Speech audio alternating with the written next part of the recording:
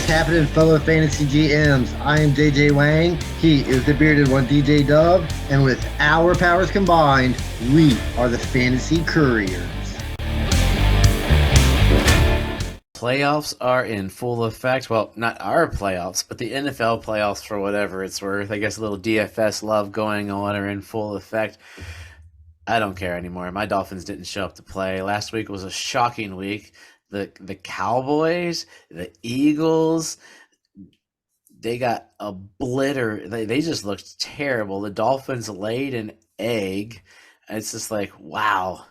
The NFL playoffs, man. Yeah, I'm kind of surprised. I mean, the Eagles really, or I think the biggest surprise here. I mean, I've kind of always seen the Eagles or the Cowboys taking a dump at some point when it matters most, because that's just what the Cowboys do. And in the Miami, I was never really sold with Miami anyway. So I mean, it's been like that all season. Whenever they play a good team, they get beat up pretty bad.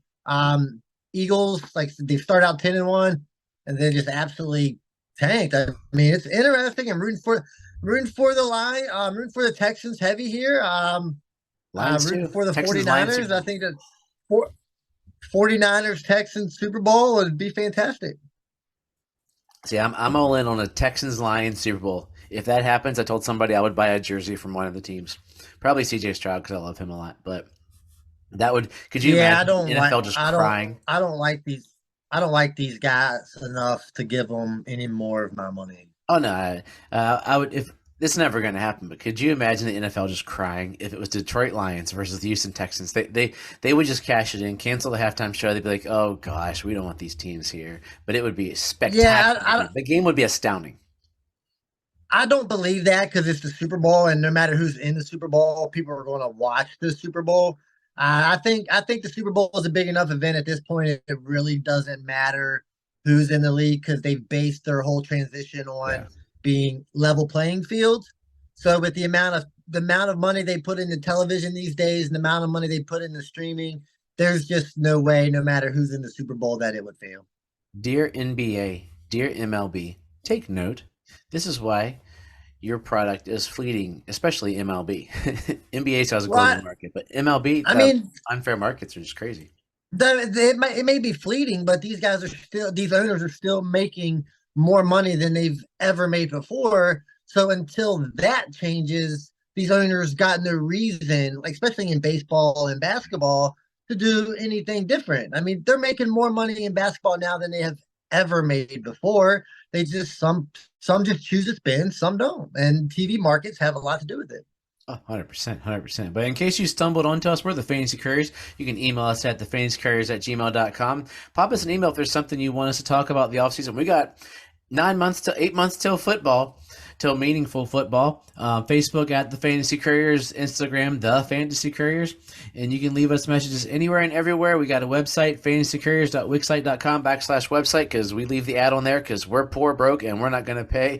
If you want to sponsor us, we'll put your sponsorship on there, and we can get rid of the ad on the page. So it's always welcome to come be a sponsor for the Fantasy Couriers if you want to get in here for this amazing, astounding podcast. But we're in the off season. We're spending January leading into February, sort of looking at the year that was and how it sends us going forward. We had some champions on next week.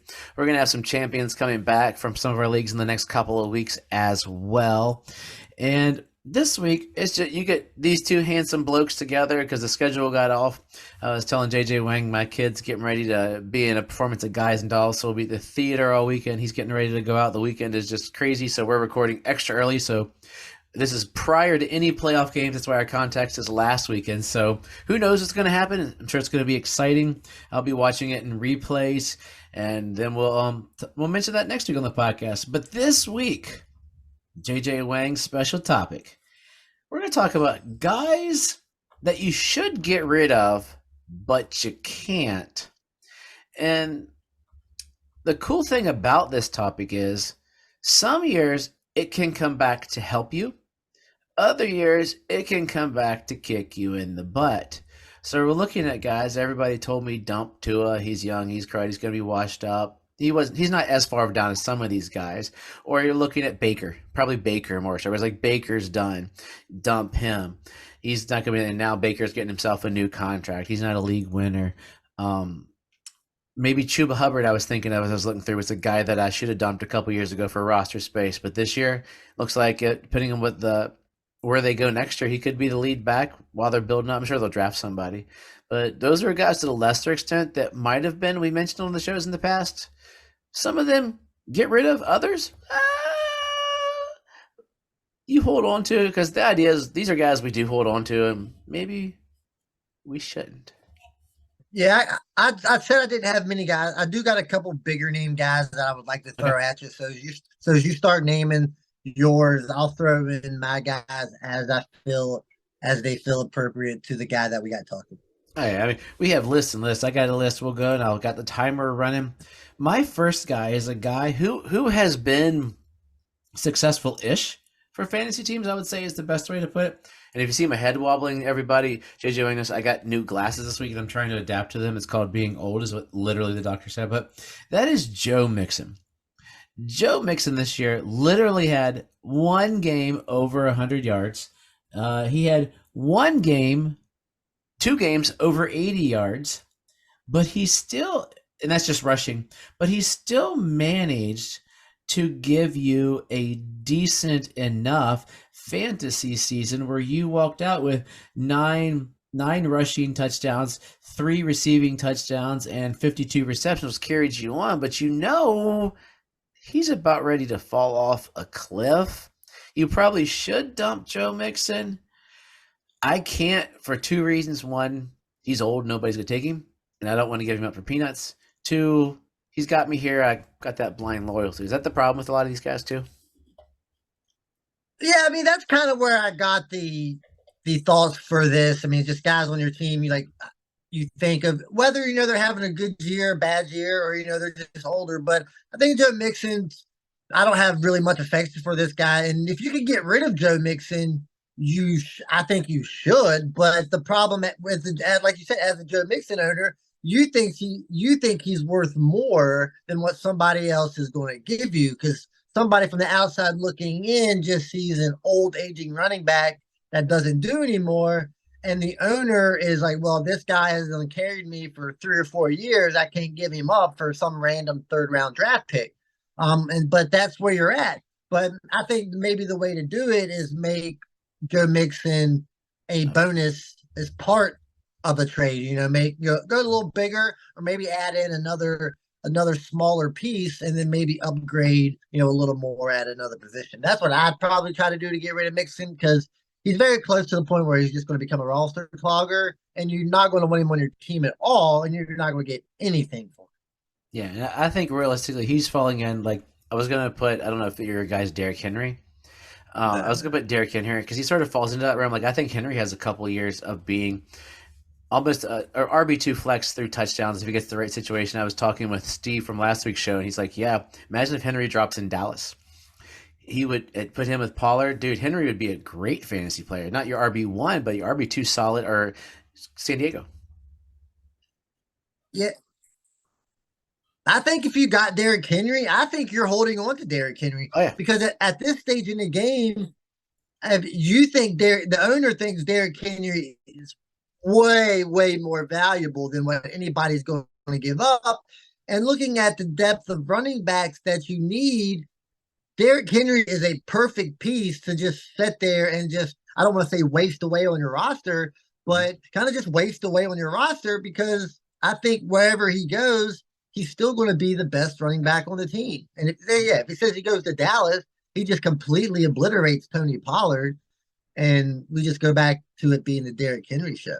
and both of these guys in the right situation could give you what Zeke sort of did this year. Like, not so like Joe Mixon had just over 1,000 yards rushing and I think he's got one more year. Then they're going to cut him, but he renegotiated. He's going to be a Bengal next year. With Joe Burrow healthy, the pressure will be off of him. That even if he does last year's numbers, which was 800, 7 touchdowns, 60 receptions, he had more receptions, but his yards per carry was still this year. It was 4.0, which is better than his 3.9, or 4 years ago his 3.6 on his year. He just laid an egg and got hurt, but.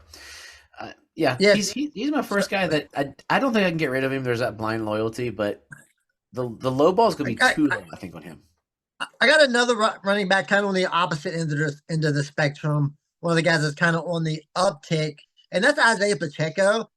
So he came in, I was a seventh rounder or undrafted. I'm not really sure, but last year he really broke out, and this year he was, top 20 running back. I think he finished 16, 15, something like that. I think he had like 204 carries on a Chiefs team that was down, really wasn't passing the ball a whole lot. I think Pacheco's value is probably more than what it's going to be at any point of his career. And before they kind of revamp that Chiefs offense, bring in more receivers and maybe throwing it a little more, because we know Pacheco's not a great receiving back. Maybe now is the time to get out on Pacheco, that his value is this high. I mean, I really don't want to, but I mean, I think it's a decision that fantasy owners should make. Yeah, and I think it's a decision you got to figure out within the next 3 months because the Chiefs are going to look at their team. I think even if they win the Super Bowl, they're going to be like, something seemed a little wonky that we weren't the juggernaut we were before. Like, I think the Bills can take them right now. I hope the Texans can take all of them.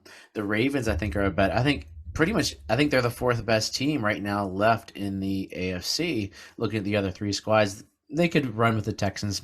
We just have an affection for them. But yeah, Pacheco's that guy that you don't realize how good he was, but he wasn't a superstar.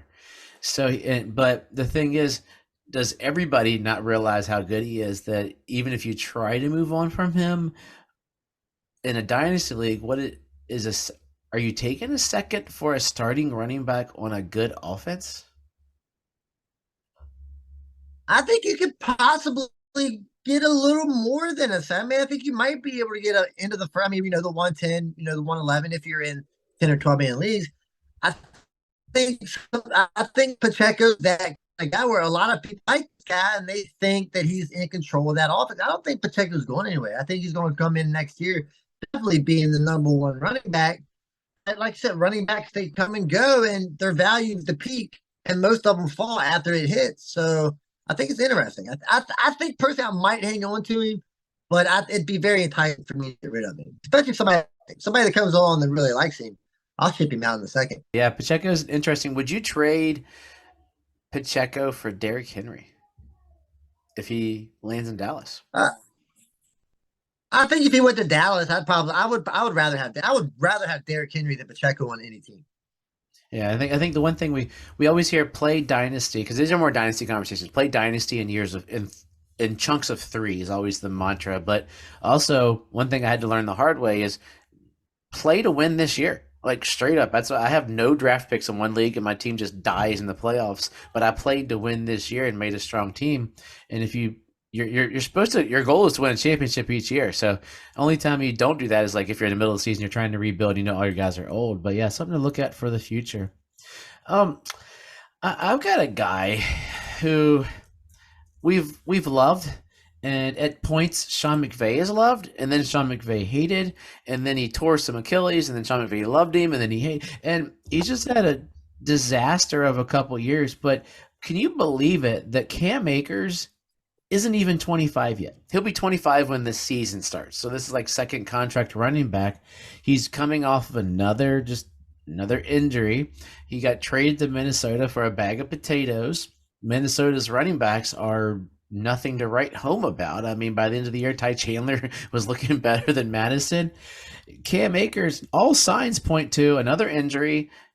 Dump Cam Akers. But if Cam Akers can ever get close to what he was rookie year at that point for those 5 games he started, and towards the end of 2022, you might be able to sneak someone onto your team that I should drop because I got a lot of Cam Akers, but he could be a sneaky, get him off your squad so you're not dead waiting kind of guy.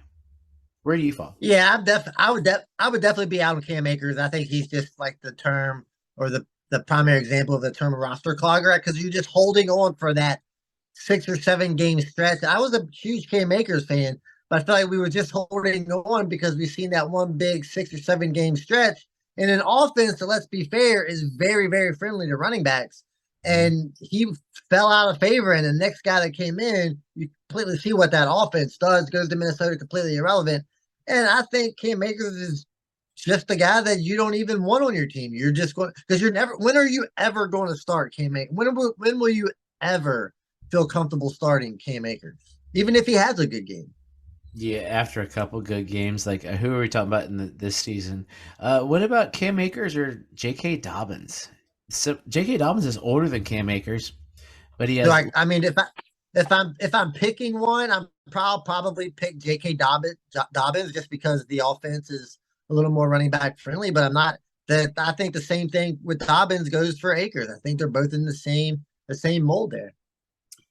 Yeah, it's gonna be an interesting offseason for him because I love some Cam Akers. I mean, the thing is, you can't. I think he's at that point still where he's young enough. You can't drop him. Oh yeah, you can. You think you can? Oh, I think you can have. I think you can absolutely. Yes, sure. Somebody is going to come and pick him up 100% because that's just what people do in Dynasty. They see a big name, and then there's other teams have plenty of roster hole. I mean, some other teams have like 6 or 7 roster spots that need to be filled. Like some guys don't have any, so they're trying to drop guys. And Cam Akers is just one of those guys where, I mean, if your team is filled, I mean, I would rather have a more upside player than Cam Akers or J.K. Dobbins at this point. I mean, who knows? Cam Akers could be what we saw in Mostert this year. It is well on that Well, note. who knows? I could be some Sean McVay can call me next week and be like, "Hey, we will try you out for running back." But yeah, I mean, sure, he can get an opportunity. I mean, I'm not. He is a running back. I mean, he can still run, but I think chasing those 6 or 7 good games that he had, I think is kind of not a good idea at this point. And I would say if you start at running back for the Rams, you should be good for at least 6 or 7 games, and then he'll trade you. So we'll see where you go.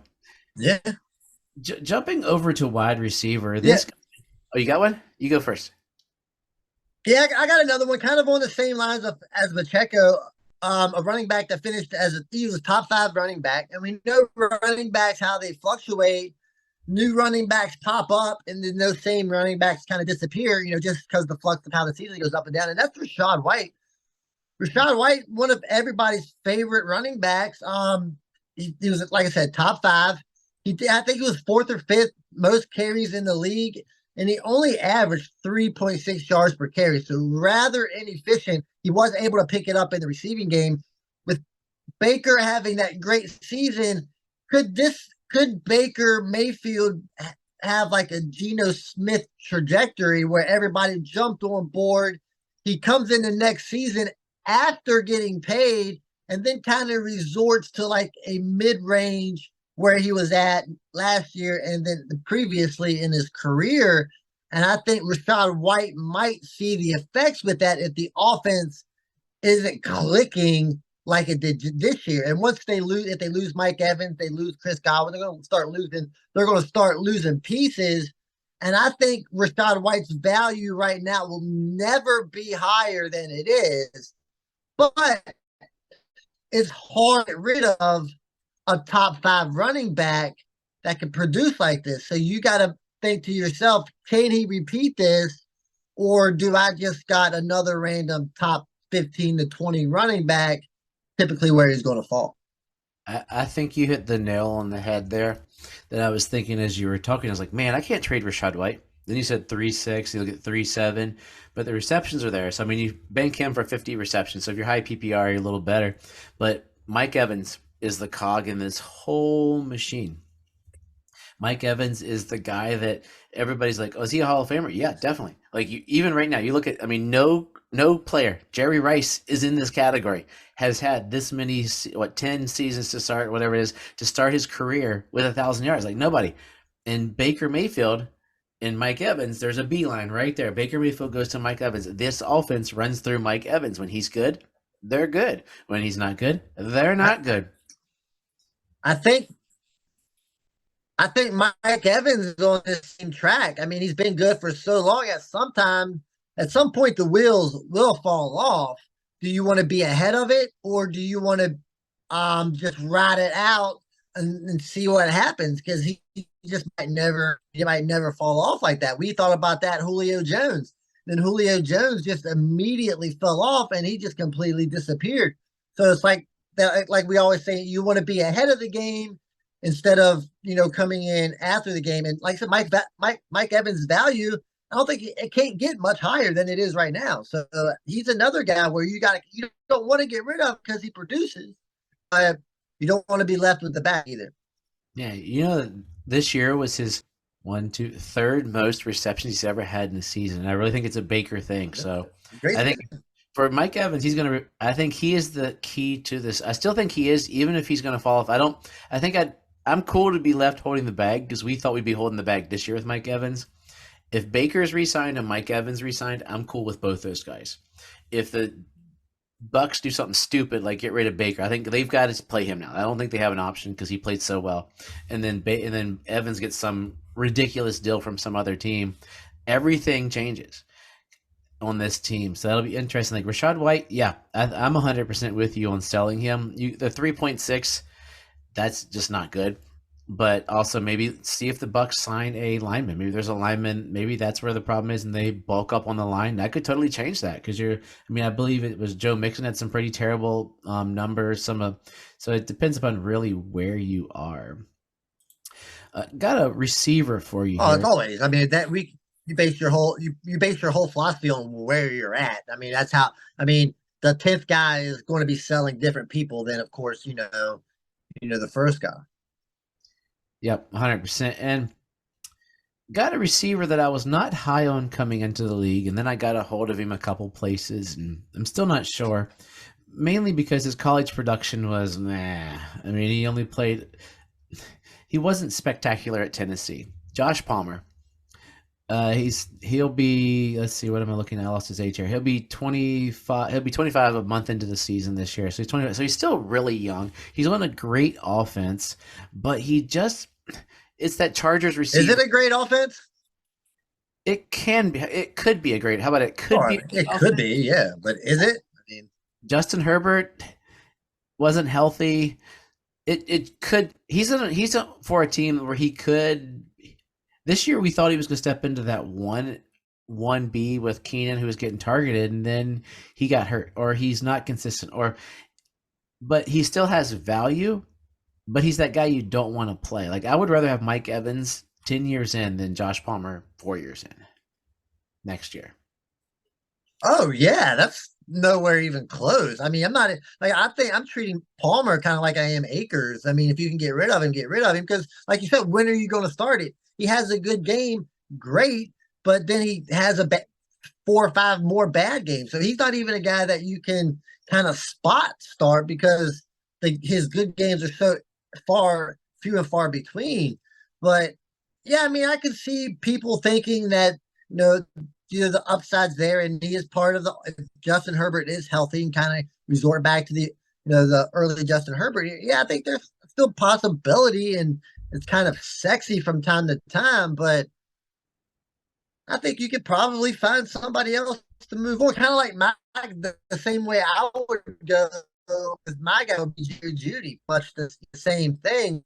Like Russell Wilson, probably not going to be there. I know you got a couple Broncos on your paper, so you can kind of fill in right here after Jerry Jeudy. I mean, Jerry Jeudy coming into the league, great route runner, great catch. He can do this, he can do that. And then all of a sudden he gets in the NFL and he can't do any of that. So, I mean, like, where was the flux? What went wrong there? And the offenses just haven't been good. And of course, he hasn't looked good. And Jerry Jeudy, for me, is somebody I don't want to get rid of. It's just like Joe Mixon. I don't want to be wrong. I want to just wait for that one season where I could be like, see, I told you so. But I think just like with Palmer, I think you can easily move on for Jerry Jeudy and find a replacement very easily. And I think it's sort of you mentioned it there. Isn't it basically every player that's a position skill player for the Broncos on this list? My guy, Yeah. You're a Jeudy guy, I'm a Sutton guy. I think right now, if you find the right person, there's always that guy in your league that chases touchdowns. Sell Sutton for whatever you can get right now. He's never going to score 10 touchdowns again. He has 14 touchdowns for his career before the 10 touchdown this year. And he's only went over 1,000 yards once, but you're like, oh, Courtland Sutton, big guy, good end, 6'4", 260, good for end zone, but not consistent. He plays on the Broncos. Will Russell Wilson be there? Will he be traded? Is Russell Wilson's another guy? You know, Javonte Williams. Javonte Williams has the injuries. Javonte Williams is getting ready for the second contract. I mean, we are looking at the Broncos. Are there, if there were of those four guys, is and you could only keep one, is it still Jerry Judy or is it Javonte because of running backs scarcity? I'm still keeping Jerry Judy just because running backs. I mean, yeah, he's good, but they have a short shelf life. He's coming off the injury. Sutton's old. Judy is still young enough and still has high enough draft capital that I'm still interested in seeing what could happen if Sean Payton brings in, a top quarterback that might be able to open it up a little more. So yeah, I still don't think I can get rid of Jerry Judy. Not only can I not get rid of him, I don't think anybody really wants Jerry No, Judy, and no. I want more for Jerry Judy than what somebody's going to give me. So I think I'm probably he's just a guy I know I should get rid of, but I'm probably just going to hold on to him.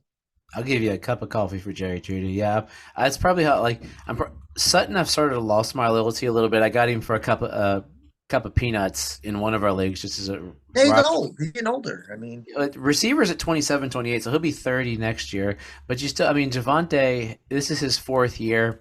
He'll be 24 when the season starts, so he might be an interesting. And the injuries are high. The tread is low. I mean, he only has 1,800 yards for his career, so almost 1,900. But that means the tread is low. That maybe he bounces back to the talent we know he has. Maybe not, but that's the whole idea today, right? Russell Wilson is probably just a drop if you can, right? Drop it like it's hot, as quick as you can. Not even a thought. yeah, I mean, if you can get rid of him, but I'm still. I mean, if you're in quarterback desperate need, I mean, it might be interesting if you can get him super cheap. You don't know where he's going to land. I think he's still going to get an opportunity somewhere. There's a lot. Quarterbacks are always needed. So I mean, if you can get him on your team, maybe not. Hopefully, you don't have to start him right away. But I think you'd want him later on in the season. And I got one last guy as we close out for today, and there is no reason.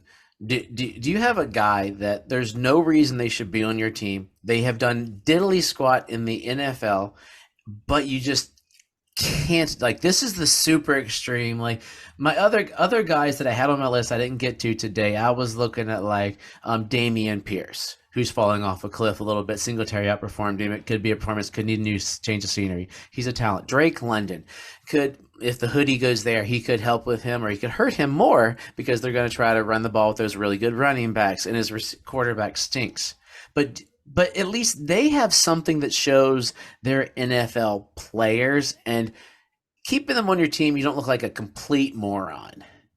You look like a little skeptical for you. Like Drake London's good talent. Damian Pierce, you saw drop. But do you have that guy that there's no reason that he should be on any fantasy? Yeah, I mean, I've still got Justin Ross on my team. And Justin Ross was the guy I was going to say. There's an autographed Yeah, picture of Justin Ross downstairs in my basement because I haven't bought another picture from Pristine Auction to fill in the spot there. But Justin Ross, career stats: 6 receptions for 53 yards. He missed games this year because apparently he's a terrible human being. I don't know the whole story, but if he gets suspended for domestic violence, whatever. But he is. If you were to mold a receiver, the kid has all the talent. He's still 24 years old. If he can get his head on straight, all he has to do is be the number 2 receiver behind Rashee Rice, 3 if you count Kelsey for one more year. And the sky is the limit for this kid. But he's got to get out of his own way, or does Andy not think of him anymore? Because he did at the beginning of the year, there wasn't any of these rumblings. Maybe they knew something, but he wasn't getting looks. He got some. I'd see a couple plays. I'm like, man, he looks good, but once again, 6 catches.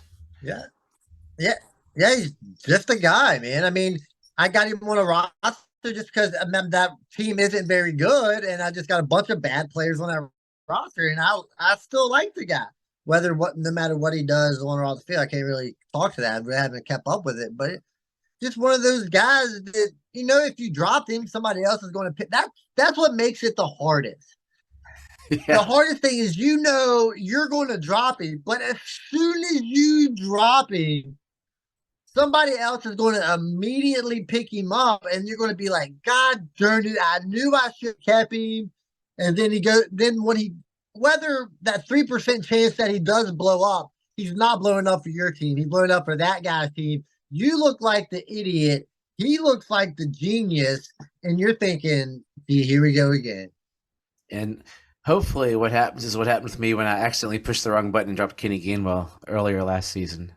That was just one of those pushing the wrong button on the phones. But yeah, Justin Ross, please do something.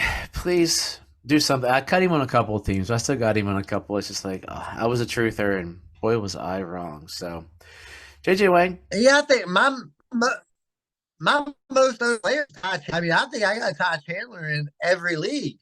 But the fact that he might have an opportunity to start, he's one of those guys that you can't cut, no matter how bad or how good that he really is. That opportunity is king, and if any of these guys got opportunity, probably going to keep them, even though they suck at the opportunity given.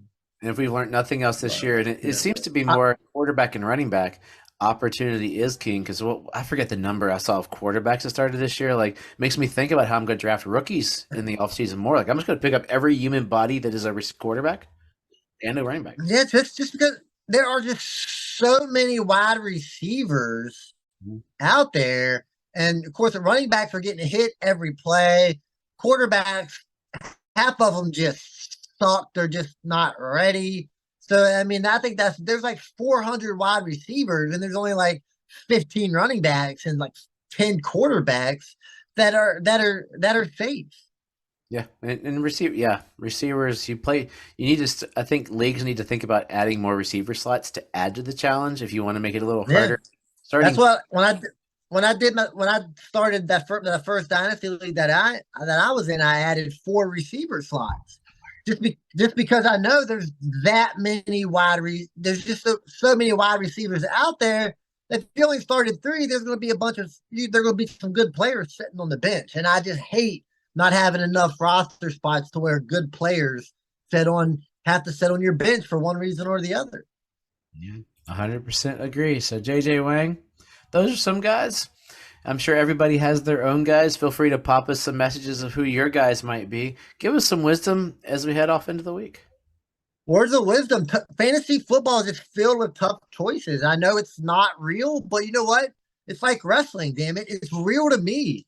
I mean, I'm not out there playing, but I got money on this. I mean, I still invest a lot of time, and you've got to make tough decisions. And that's what it's all based on. Sometimes you're just like life. Sometimes your decisions work out, and sometimes they don't. I mean, nothing really changes. Don't think you're stupid because it didn't work out, or don't think you're the smartest man in the room because you got lucky and your waiver priority was higher than somebody. That doesn't make you the smartest fantasy guy in the room. That just makes you a lucky fantasy player, and we all know fantasy is 99% luck. So as always, trust yourself and trust the process.